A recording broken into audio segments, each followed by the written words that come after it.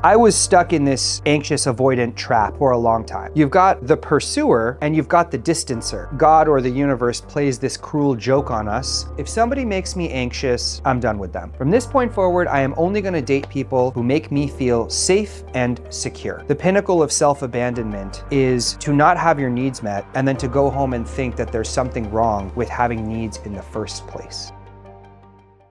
Welcome back, everyone, to the Nobody Listens to Kevin podcast. A podcast where I tell you the truth about life and relationships that you are not going to hear anywhere else. And today's episode is for all of my anxious daters out there, of which I am one. If you are a person who has been accused of being needy, people say that you're intense, people say that you're a lot, people even say that you're insecure.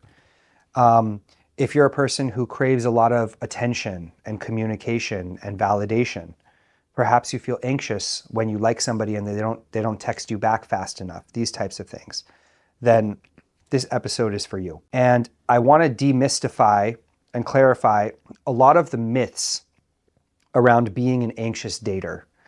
So I'll do another episode on this, but you would probably fit into a category called anxious attachment or anxiously attached. And generally speaking, there are 3 or 4 categories: anxious, secure, and avoidant. And generally what happens is that God or the universe plays this cruel joke on us where the people who are anxious and they crave a lot of attention and affection and closeness tend to end up in relationships with the people who are more avoidant, which means that they're not so comfortable with vulnerability and a lot of attention and affection and closeness, and it takes them time to warm up, and they're turned off by your emotional intensity. And this is what's called the anxious avoidant trap. I'll make another episode on this, but in general terms, you're on this seesaw where there's one person who really wants to get close and wants to have that attention and affection, and there's another person who does crave love in their heart, but as I said, that emotional intensity and that closeness scares them. So then you're on this sort of emotional roller coaster where you've got the pursuer and you've got the distancer. And the cruel joke about all this is that the pursuer and the distancer, they're so bad for each other, but they need each other. The anxious person needs someone to pursue. They need someone after whom they can chase. And the distancer needs the pursuer because they need someone to distance themselves from. So even though the ideal situation would be that you have 2 pursuers, you have 2 anxious people, you have 2 people who really want to connect and they can fulfill all of their dreams of being close and connected. Instead, it tends to be the case that that pursuer and distancer who are not very good for each other find themselves in this dance. Now, I was caught in this dance for years. As I said at the beginning of the episode, I'm an anxious dater. Always have been, always will be, even though now I am in a very secure and healthy relationship, which really regulates my anxiety. And that's, part of the reason that we get into healthy relationships. I'll talk about that more in a minute. I was stuck in this anxious avoidant trap for a long time. And I got sick of it. And the conclusion that I drew was, you know what? If somebody makes me anxious, I'm done with them. From this point forward, I am only going to date people who make me feel safe and secure. And I was very convinced of that. And I would go out with people and they wouldn't text me back fast enough, or I was picking up on some signs that, they didn't want to be as close as I did, or it took them a long time to warm up, or they were sort of emotionally closed off. And I would just say, on to the next. I can't do this. I'm sick and tired of this. And for the longest time, I believed that an anxious person like me only has 2 options available to him. I can either be with somebody who's anxious like I am, or I can be with somebody who is secure. But I cannot be with somebody who gives me anxiety. And I certainly can't be with somebody who's avoidant.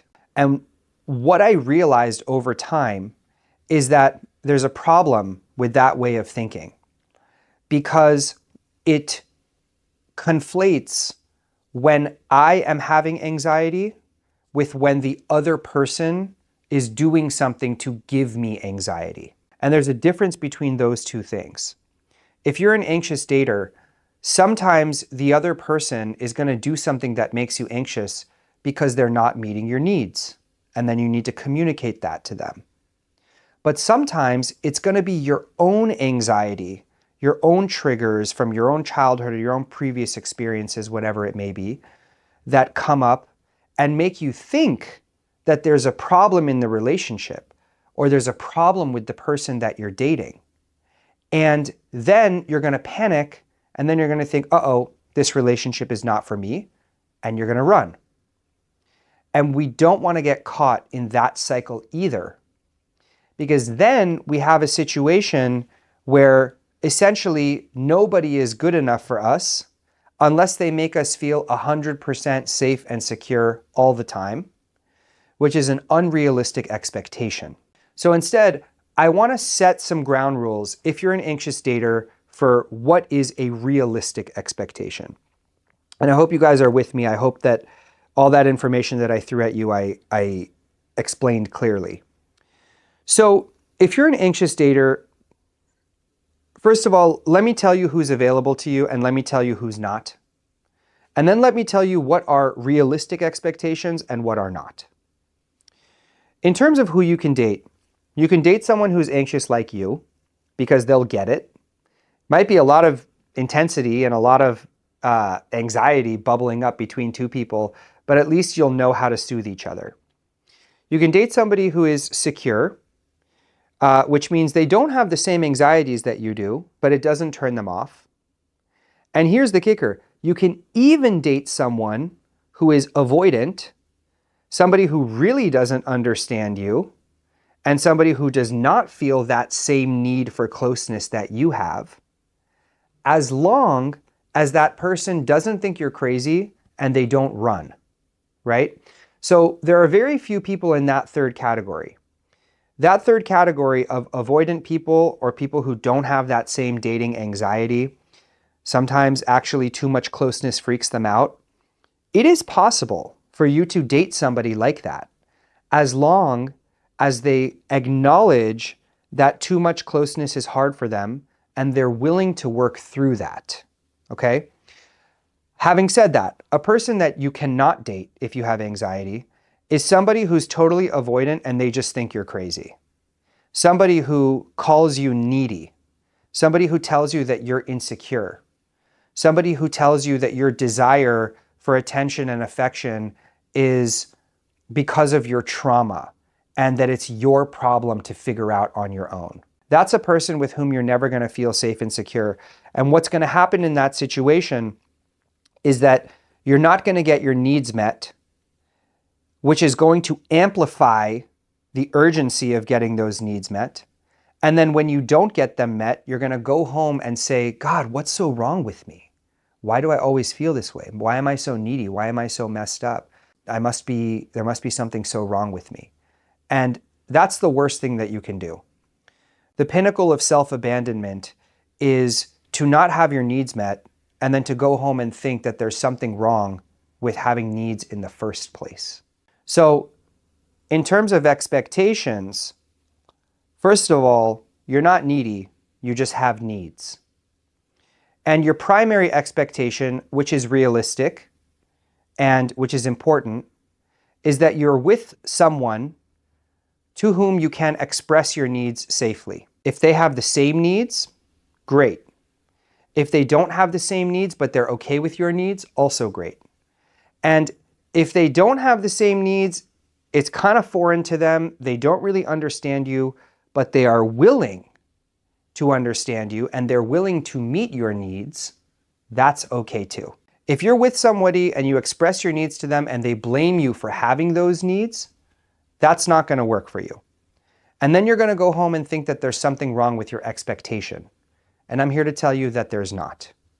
Your expectation that your needs should be met in a relationship, that you should get a call back or a text back or some reassurance, that, yeah, you do need a certain level of communication and consistency and reliability.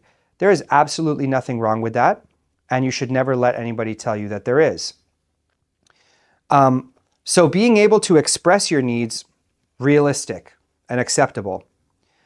Expecting that somebody is going to meet your needs, realistic and acceptable.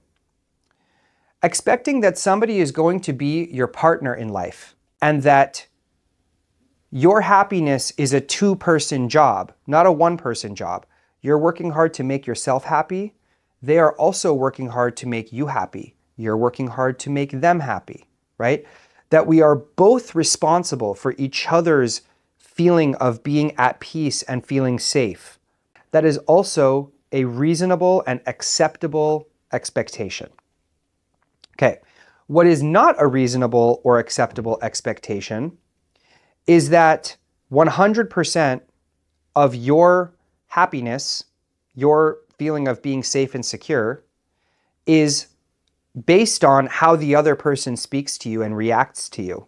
So this goes back to what I was saying at the beginning of the episode, where I had this idea in my mind that kind of made sense, but it was actually not correct. I thought that if somebody makes me anxious, that means I'm out. What if they're not actually doing anything wrong? What if it's just my anxiety? Don't I have to be responsible for at least 50% because there are two people in this equation? By all means, if you express your needs to someone and they won't meet them or they laugh at you, then yeah, that person's the problem.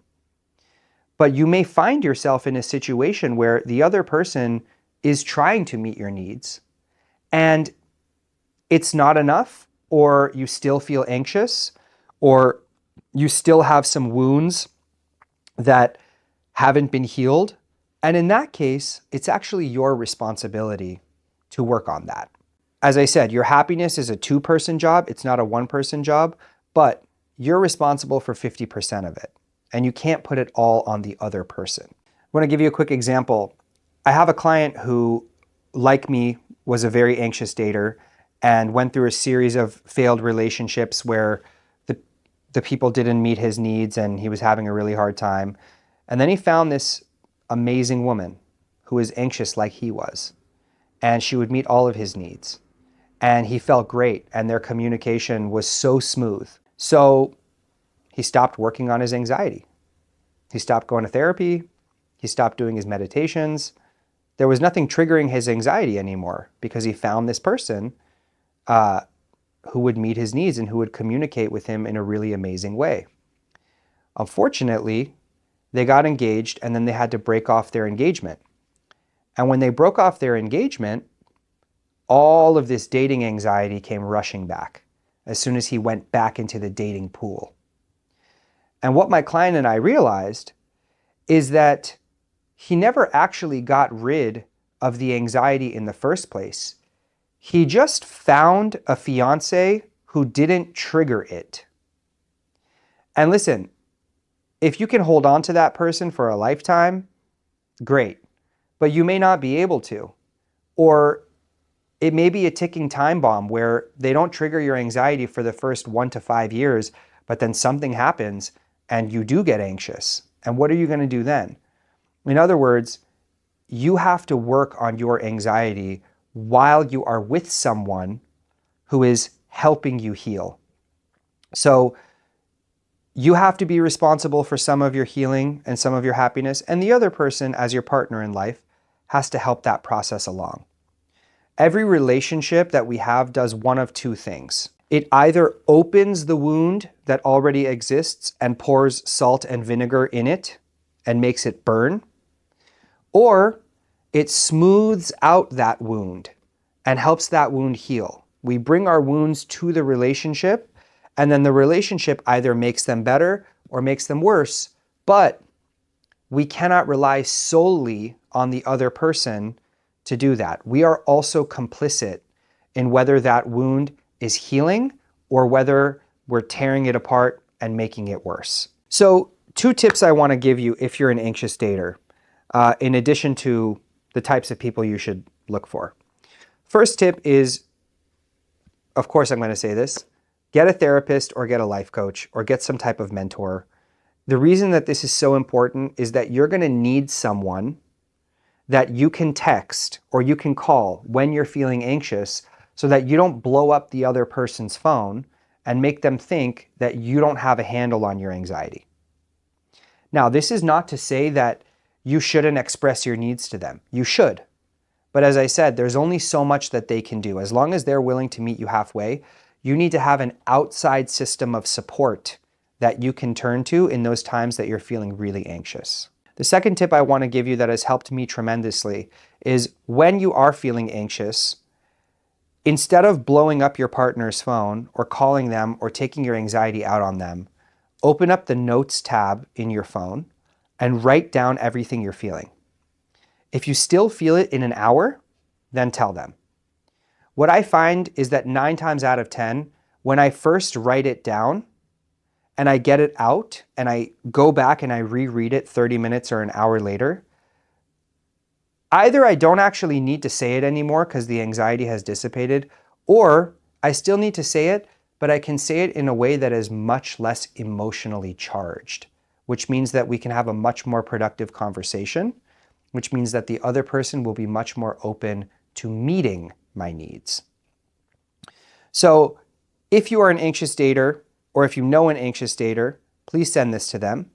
And if you're dating somebody who's not like you, but you want them to understand you, please also send this to them. If you have any questions, reach out to me via my Instagram or my website, and I'll see you guys on the next